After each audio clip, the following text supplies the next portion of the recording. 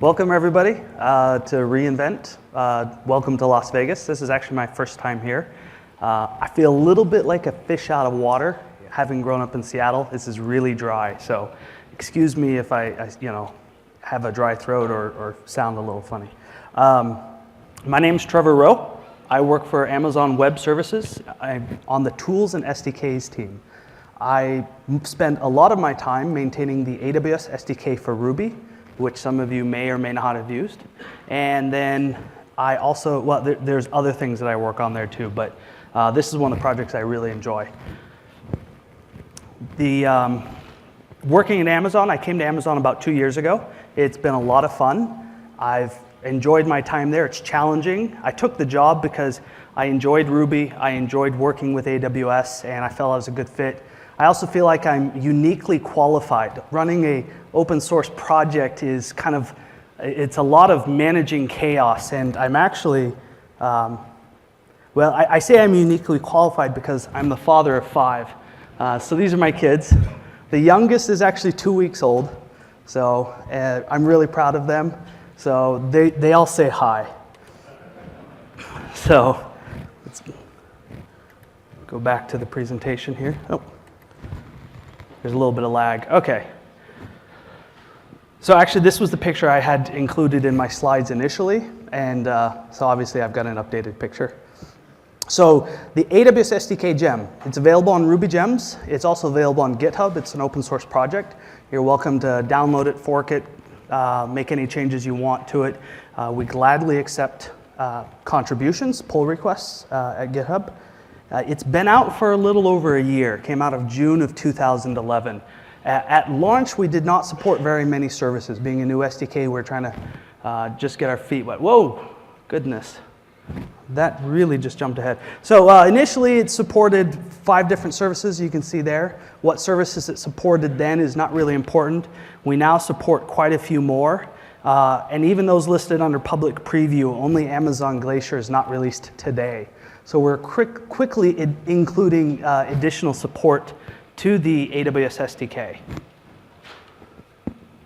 This little clicker kind of is lagging a bit, so there you go. That's right. So, oh my goodness. Do you have another clicker? This is really fritzy. Okay, well, I'm just gonna have to make do. So the AWS SDK for Ruby is actually divided logically into 2 parts. It has a low-level client interface. I'm going to say low-level, but that's the interface that maps directly to the service APIs. So for every operation that EC2 provides, there's one method on the client. And then there is a higher-level abstraction. It's a little thicker that provides a more Ruby-esque experience when using it. So over here are the API docs. I'm just going to show you. Down the side are all the services that it supports. You can open up one of these and take a look. This is the client class for EC2, and as I mentioned, there's a lot of operations there. So if I wanted to see run instances, you can see this is the input documentation for that operation, and this is what you get back. This is great though, because what using this SDK does is makes it really simple. It's hash in, hash out. So if I want to call run instances, you pass in a hash of parameters. And this documents, placement option is a hash with these keys and each of their types. It lets you know what's required. It gives you other type information. And then it tells you on the response object that you get back what the structure of that is. And it gives you nested types and whatnot. On top of this foundational client class, each service has a number of higher level abstractions. These abstractions map to resources in AWS that you own. So in EC2, this might be instances, which are collections of single instance objects. Inside of S3, you can imagine the resources are buckets and objects, versioned objects, etc. And these classes provide a more fluent interface to the client. But under the covers, it's just making client calls. So let's drop into a terminal. I have a little wrapper script. Is that a decent enough size? Can you guys all see that? Okay. So what this is just a wrapper around IRB. What it's done for me is loaded the AWS SDK gem, and then it has configured my credentials. So I'm not going to do that now to blow away what it loaded from the environment for me, but there's also a secret access key. So if you were using it, you might do something like that. once you've loaded your credentials, and oh, by the way, I would highly recommend anytime you build an app with AWS, please don't hard code your security credentials in the application. Load them from the environment. If you're deploying your app to EC2, use the roles for instances. This is a security feature where you can have your credentials deployed to the role or to the instances in that role, and then the SDK will actually grab them from that metadata service for you. So it's hands-off configuration. But whenever possible, don't ever put your credentials with your code. So load them from a file, whatever you need to do. So I've got my credentials in, and I've also set up some logging so you can see what happens here. So let's start with S3. So this creates a new high-level S3 object. Inside of that object, there is a client, and the client has a number of operations. So these are the API calls, put bucket, get object, head object, delete object. All of the different API operations are there. So if I wanted to call one of them, it's simple as head object. I have a bucket already here for this demo. And then the key that I want to head just gets me information about an object is hello.text. And I'm just going to kind of pull this up. So as you can see, it returned a hash-like object. I say hash-like because you can access additional properties on this. So besides doing things like version ID, you can also do things like HTTP response. And there's the information from the raw HTTP response. So this is the client. This is bare metal. You can use this. If you want to get many objects out of S3, you have to know how to paginate the API calls. It doesn't do anything fancy for you besides serialize and parse the responses. But sometimes you need this. So don't disregard it. Why would you need this? Well, maybe the higher level abstraction doesn't quite provide you the access that you need. It doesn't do, whatever. The higher level abstraction. So I mentioned that you had a more fluent interface. Generally, you get a collection by naming that collection. So here's a buckets. And if I can even name a bucket. So this is a versioned bucket in S3. Notice there are no requests going down the wire. Or I should say there are no requests being sent in the background. I can even reference an object in that. This is the object that I made a head call against previously. And then on that, I can actually call head. And then boom, you can see that right here, it called head object.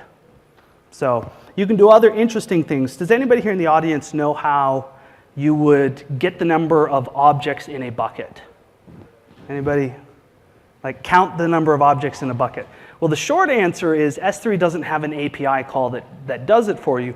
You need to know that, well, you have to list objects in batches of 1,000 over and over until you quit getting any back, and then you just count the number of keys in each object. So let's do that. So we'll go s3.bucket sub AWS SDK, and I'm going to do objects.count. So you can see here the higher level SDK is doing exactly what I would have needed to do, but it knows how to kind of intelligently do this. This has been really helpful. S3 recently added batch delete, and so there is a bucket dot, I'm not going to call this bucket.delete bang. This will delete everything, including the bucket, okay? Notice the destructive bang method. But it knows how to list object versions 1,000 at a time, delete them 1,000 at a time very efficiently, and when that delete batch was added, we were able to silently just kind of put it in under cover, and instead of deleting 3,400 objects one at a time, it now became 3 or 4 calls. So that's the power of the high-level interface here. Same thing with like EC2, ec2.client operations, okay?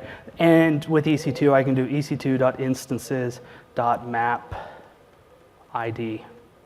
So I'm going to collect all of the IDs of my running EC2 instances. So, and the same thing, you're going to notice there's a lot of patterns here. Get the status of that running instance. And it says, I'm running. So you're great. So that's the kind of the quick dive. Now, that's pretty interesting. You've gotten your feet wet and you see a little bit what the SDK works like, but that's not nearly as interesting as building an application. So today we're going to do that. We're going to build an application live. I don't know if you're familiar with Rails Cast with Ryan Bates. He his formula is he talks about what he wants to do, and then he does a 20-minute build a demo app. Well, we're going to do that live. Ryan Bates style, we're going to go ahead and use Rails and scaffolding. So I spent a little time deciding what was the application. I wanted something that used the AWS SDK gem. I wanted to leverage at least 3 services. And so, since I like them so much, I figured you would too. Decided we'd build a meme generator site. So it's your standard image macro. You have an image that you compose a top and or a bottom caption with, and you apply it together. I figured we could use, the services I came up with, figured we'd use Dynamodb for our record storage. We'd track all the uploaded or created memes there, or the image macros. Then we would store the creations in S3, and then any successful site, you need to be able to share these creations with your friends and loved ones and enemies. So we're going to use SES to share these creations. So starting off with the technologies, we're going to use Dynamodb, but since we're building a Rails application, we want something that kind of plays nicely with Rails. So Dynamodb in the AWS SDK gem is very much like the other services. There's a client. It has operations like scan, query, put item, delete item, describe tables. It also has a thicker abstraction that allows you to do table.items create, and you just pass it a Ruby hash, and it serializes it and sends it down the wire. It also has a third level, which is why I'm going to highlight it here, called AWS Record. It's very much like Active Record, but it's built on top of a schema-less database. It's a NoSQL database. So with that introduction, actually, let's go ahead and we're going to drop into the console and we're going to get started.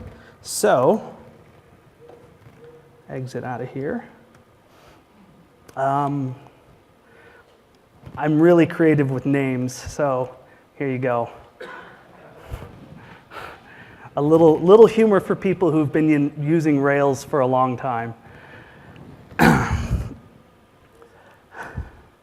Once this is done, the first thing that I'm going to go ahead and do is modify my gem file so that Bundler can manage my dependencies. And the first thing we need is the AWS SDK gem. Now, I'm going to recommend expressing a fuzzy version dependency on 1.0. Our plan is to not make backwards incompatible changes within the 1.0 major branch. So right now the SDK is at 1.7. Using the fuzzy tilde version, you will get 1.7. Anything 1.x you would get. So that's my recommendation. If we release at 2.0, there's probably breaking changes, and we're going to try really hard not to do that. So after that, there is a memegen plugin. Now this one has a funny require. It's meme generator. It does not match the name of its gem. And then bundle install. I already have these on my box, so it should go real fast. Excuse me. As I mentioned, we're going to use scaffolding just to save on time. Let's make an image macro class for our creations, and this is kind of a fun thing. I'm going to use Rails scaffolding to build the controllers, the views, even the model, and I'm going to make just a few tweaks to show how compatible AWS Record is with Active Record. So we need a meme, which we'll just track. That's the base image, and we need a top caption, also a string, and a bottom caption.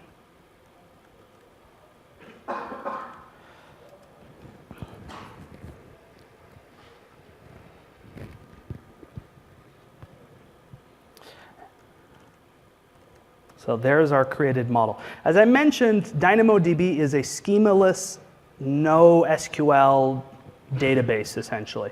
And so Active Record, it deals with your relational database by describing the table to see what columns exist. Well, there's no such concept in Dynamodb. So to work around this, it's a declarative. So you would specify your top caption, your bottom caption, and your meme. Oh, thank you. I may not actually need this much now because I'm in my demo, so we're good.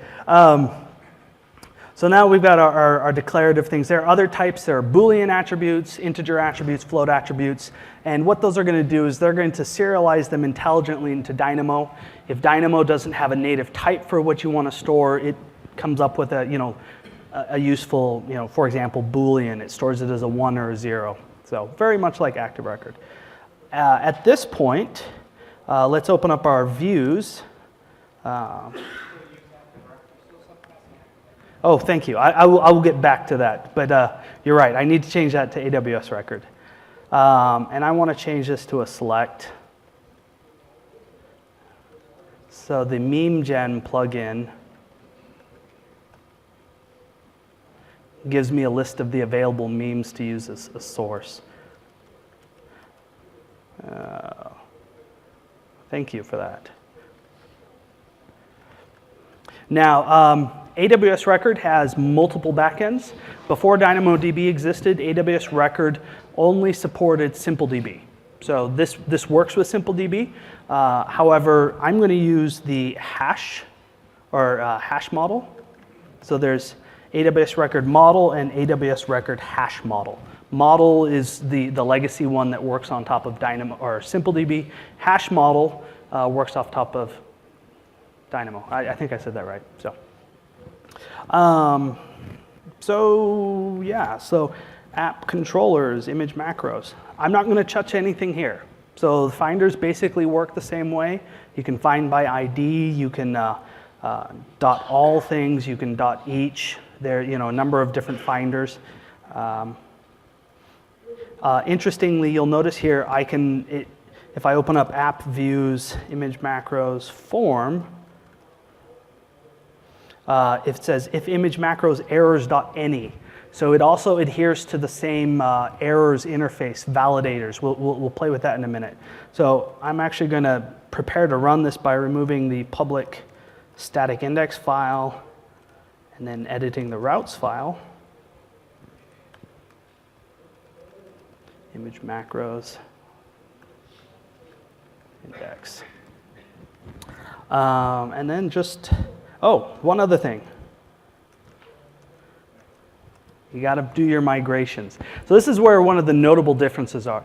You don't create the table with columns, but you do need to create the table. So it's image macro dot create table. And then you have to specify what your provisioned throughput is. 10 and 5 puts you within the free tier, so you can play around with this. But you can, at any time, you can take your image macro DynamoDB table and you can increase the provision throughput of it so you can get better performance. You can think of this as kind of read units per second and write units per second is what the 10 and 5 are. So now I'm actually going to rescue nil. Creating a table can take a minute or two, and I didn't want to slow down the presentation. What's that? It doesn't really matter. Active record migration just gives me the change up and down, so I don't have to touch that. It's really, you could put arbitrary code inside of it, but the migration is what adds it into the I go up and go down, and here's my version number. So no necessary change there. So I just rake db migrate. And again, I said it already exists, so that's why I put in the rescue. I would have gotten a table that already exists error.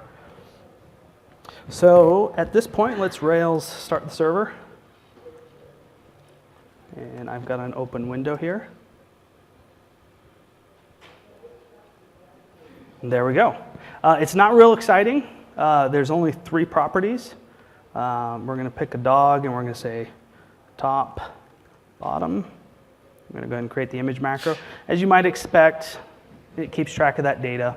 If I drop back to my terminal here, there's going to be a lot of noise. I didn't filter this out, but there is all of my asset logging. But if you come back here, you can see that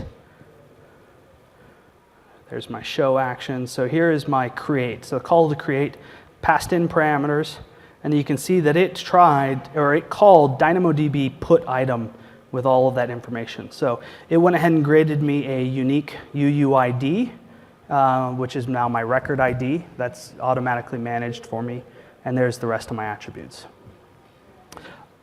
So that's not super interesting. Let's add a little bit of,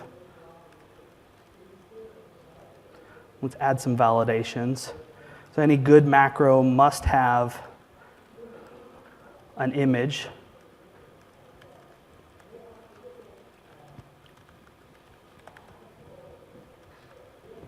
And we don't want people to break our application. So let's set a maximum length of the captions.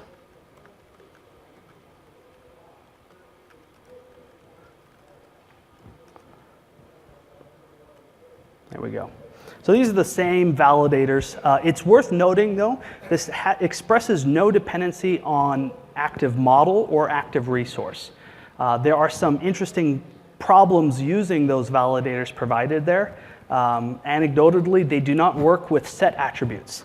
If I wanted to, I could do string attribute tags set true, and now all of a sudden I'd have a multi-attribute, so I can assign a set of tags to it, and it just kind of works.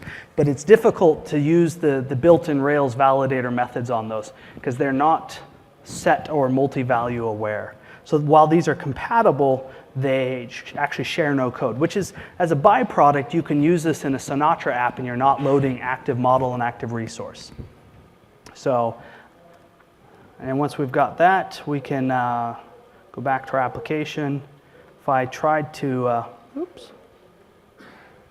what did I do there?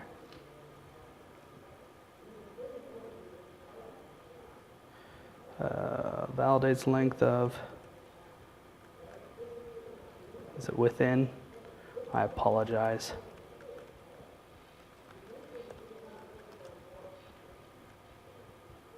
There you go.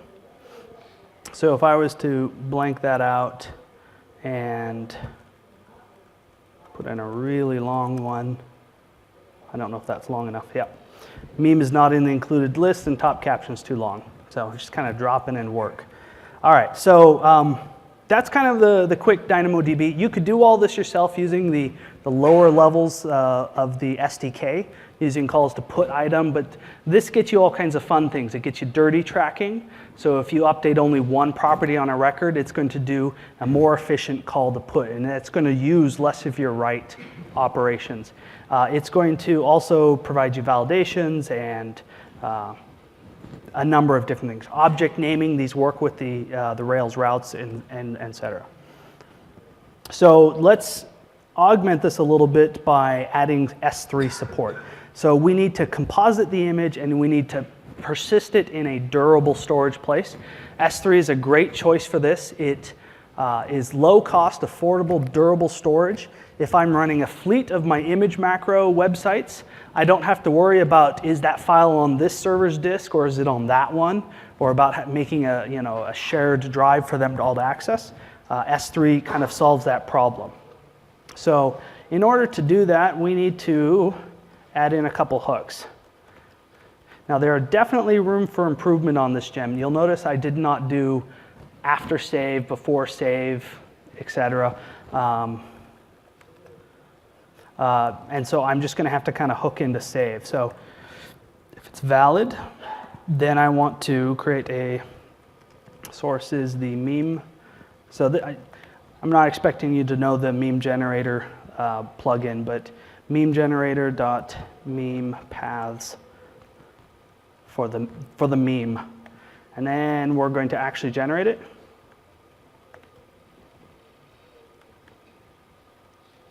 With the top caption and the bottom.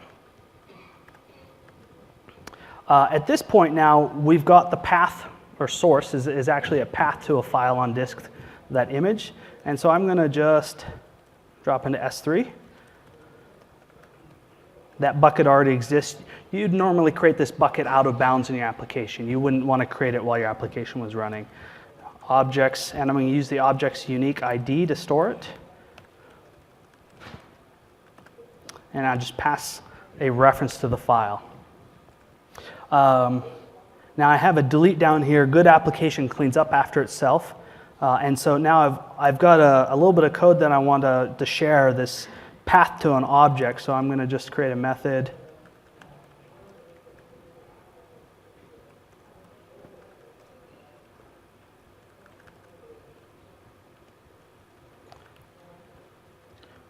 There we go.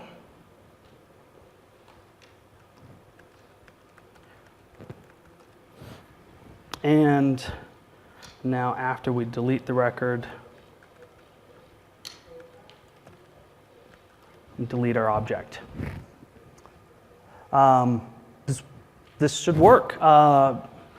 It's not real helpful though if we can't figure out how to actually link to this image we created. So we need another helper method.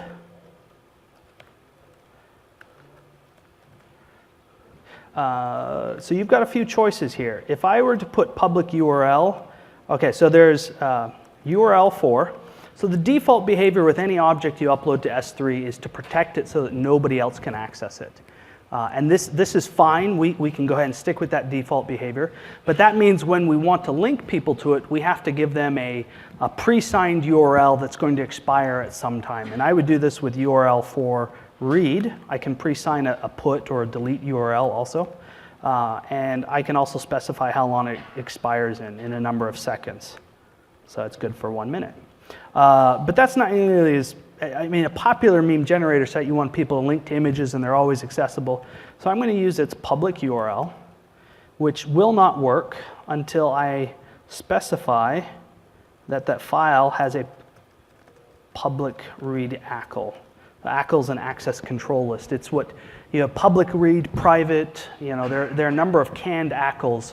These are all in the S3 documentation for write, but this should make it so that my image is available. Let's go add a link to view that image.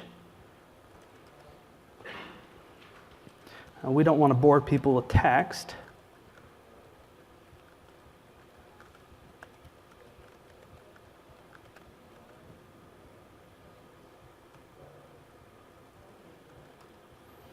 And I think that's everything that we need to do. Let's give it a spin. Go back. We don't need to save those changes. I'm going to head edit this. Velociraptor. I'm going to update the image macro. That should be compositing and uploading it to S3. And there we go. So we have a functioning meme generator.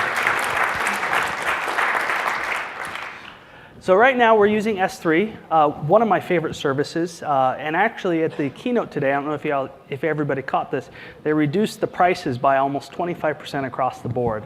So, you know, you gotta love it. If I wanted to take this a step further, you know, and I'm preparing myself to make my millions, I might back this up again by using CloudFront. I could, you know, that would give me local distributions of my files all over the internet.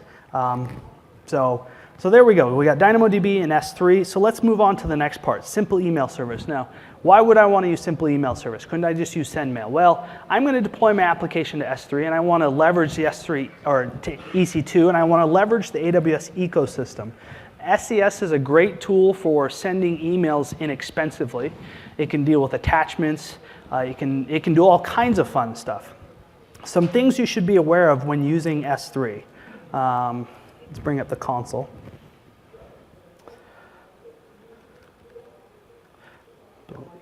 Service. When you get your AWS credentials set up, before you can really use SES, you've got to verify some identities. Identities are domains that you own or email addresses that you own. If you verify a domain, that allows you to send emails to and from any email address within that domain, or you can just, like, I don't own Gmail, so I can verify reinventdemo@gmail.com. Which I have done for this. If you were to do this yourself, you just do identities.create reinventdemo@gmail.com. Now there's, if I could spell right, oops. There we go. And that went ahead and created an identity for me. Not real exciting. If I were to go back here, though, you would see momentarily, AWS would send me an email saying, "Dear Amazon SES customer, can you spam yourself?" And you say, "Yes, you can." After you've been, you've gone through your dev cycle, what you're going to want to do is go onto the SES website and request production access. Requesting production access then unlocks it so that you can send emails to anybody in the world, but you are still restricted on whom you send them from. They still must be sent from verified identities. And this helps cut down on spam. And there's some other interesting technologies there. You can set up SNS topics that should be notified whenever SNS is simple notification service, and it sends notifications to SNS that can email you, can hit a web page, can send an SMS message. Anytime it receives spam complaints or bounce notifications so that you can manage your mailing list. It's a really cool service. There's also some sandbox tools in there for testing. So we verified our identity. We're good to go. So now we just need to scaffold generate an action mailer piece. So we're going to do image macro or macro mailer. Let's give it a different name. And we're only going to have one method. We're going to deliver macros. Oops, Rails generate. The follies of doing a live demo.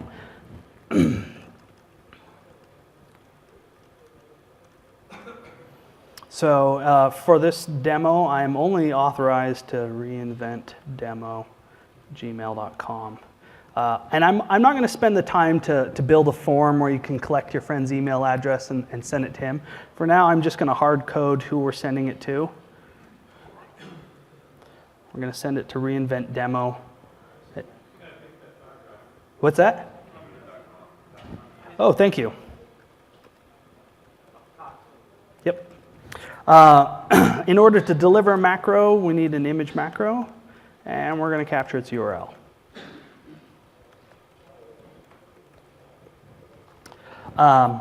So this is pretty cool. You could also, we'll take this a step further because, this is all we need to do. We can just send a link to that image, but in our next revolution on this, we can attach it.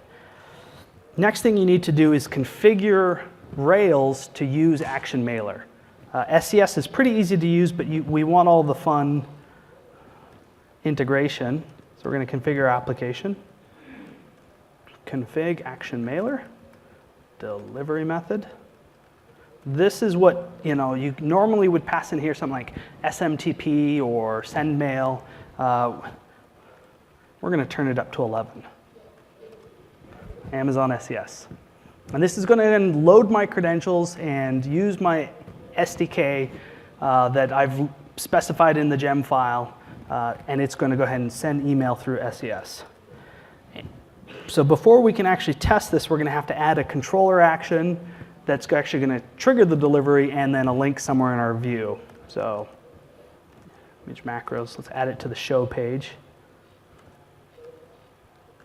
Email.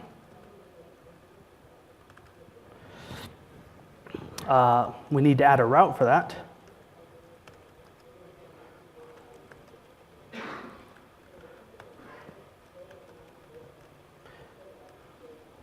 And I'm not going to deal with making a put action. That would be more RESTful, but for this demo, we're just going to stick with a get action.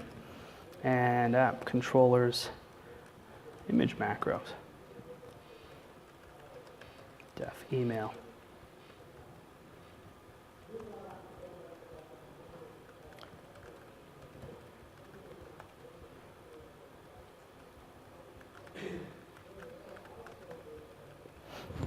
So that's going to pass our image macro to the macro mailer. It's going to trigger delivery. Then we're going to redirect back to the image macro show page. And we're going to notice email sent. Oh, thank you. I'm going to blame the bright lights because, so Nothing really crazy here, but I think we're ready to give it a spin. So let's go ahead and load back up that. I think because we changed the app config, we're going to have to actually restart our Rails server. It's in development mode, but we still have to restart it. And we're going to refresh that show page. And we have our email link. And you know what? We didn't change our email template. So let's do that. Use macro mailer.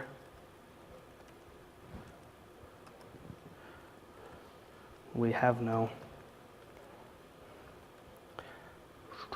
Right, quit. And actually, let's do this again. We're going to go ahead and be cool and send a HTML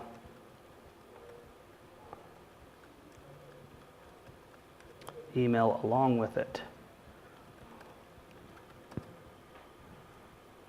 So we shouldn't have to restart for that. Let's try that again.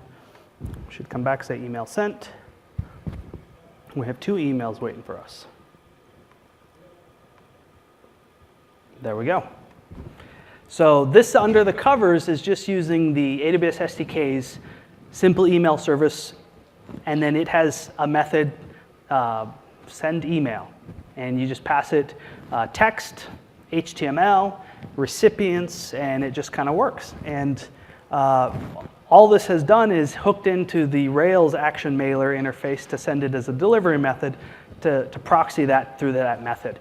It also accepts the mail object, so if you're using the mail gem in a Sinatra application, you can just pass it a mail object, and it will pull all the relevant information out of it and do that delivery for you. Let's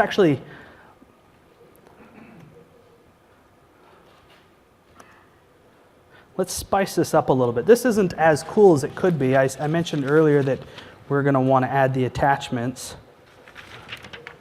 And I can never remember how to do this. There you go. Attachments, meme.jpg. All of my memes are JPEGs, so what we're going to do here is we're going to actually attach the object. In order to attach the object, we're going to have to read it back out of S3.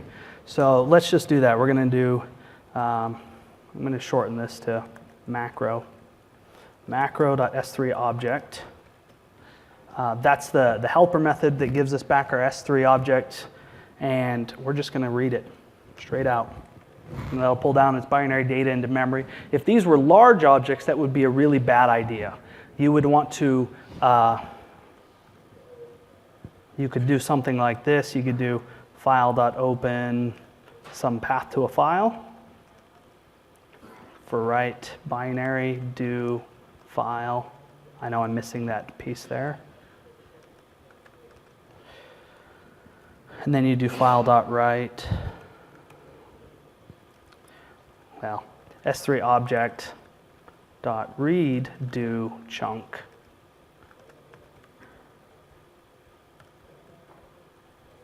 And this would give you chunk reads. You would probably open up a temp file. The temp file would receive a chunk of, of data at a time, and then you just pass the path to the temp file to the attachment instead of the actual data. But I know that these are relatively small, so what's 40K in memory? Once I've done that, then I need to actually modify my views.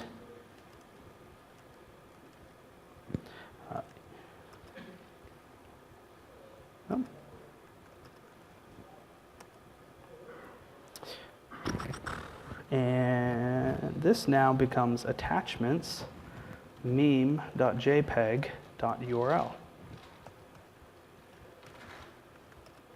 I'm only going to modify the HTML version of this. And let's give it a spin.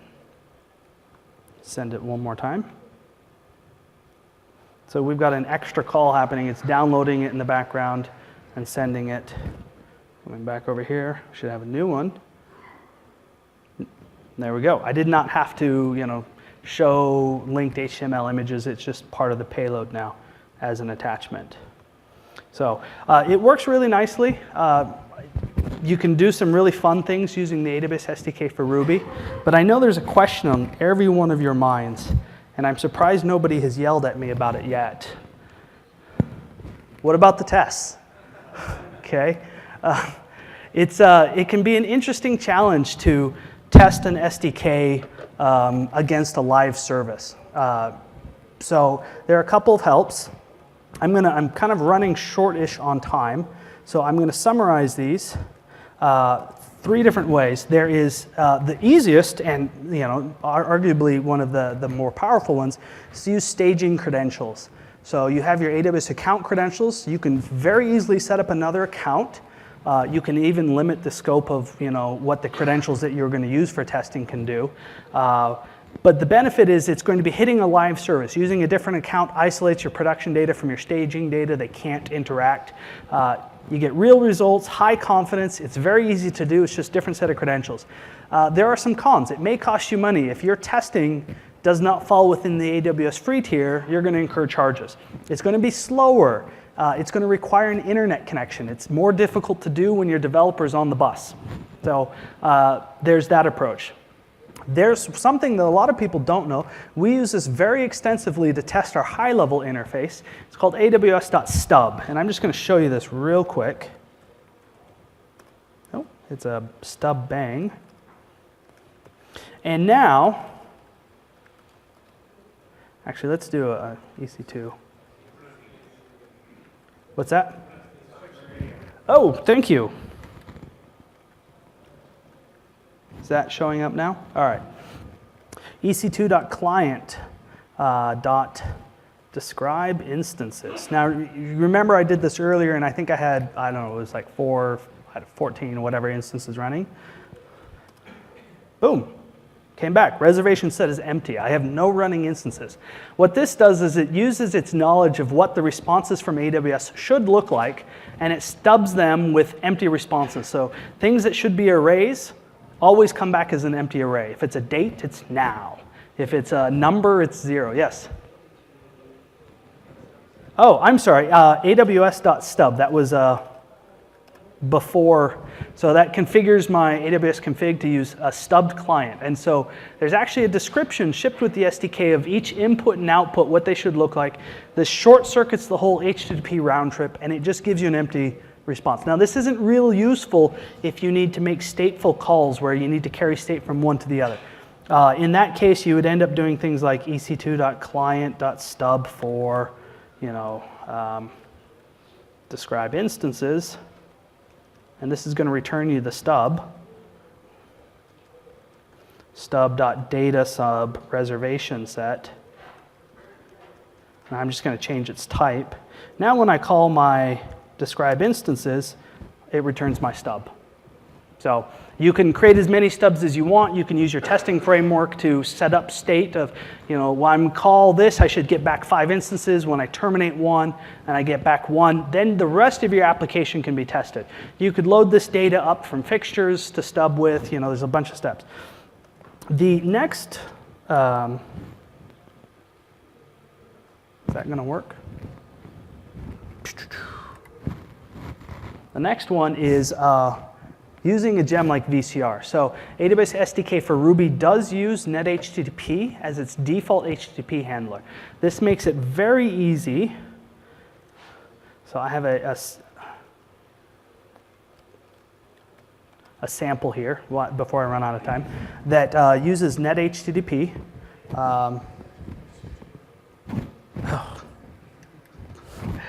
Thank you.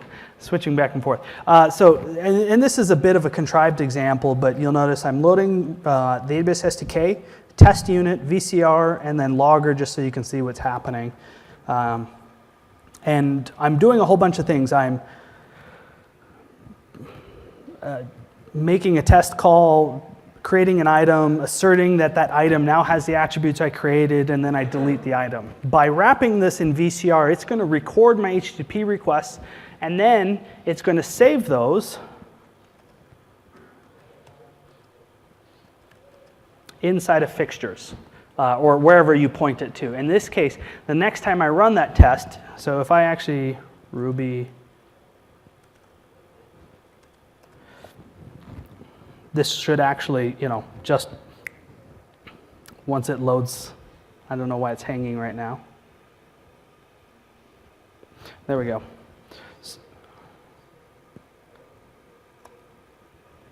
Try it again.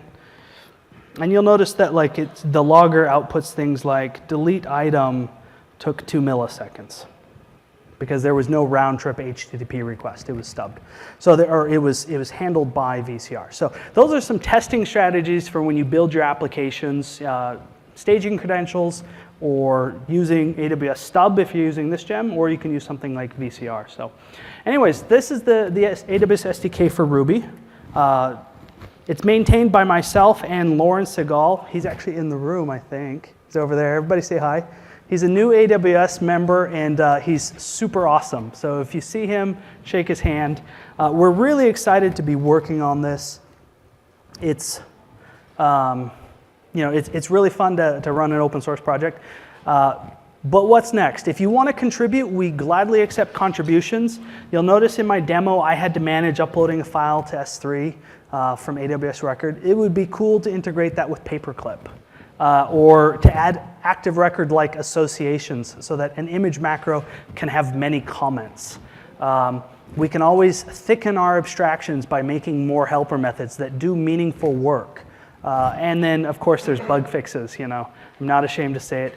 This is an old slide deck, they didn't update it, but you can contact me on Twitter, on GitHub, or at the AWS forums in the Ruby section. You post anything there and I'll see it.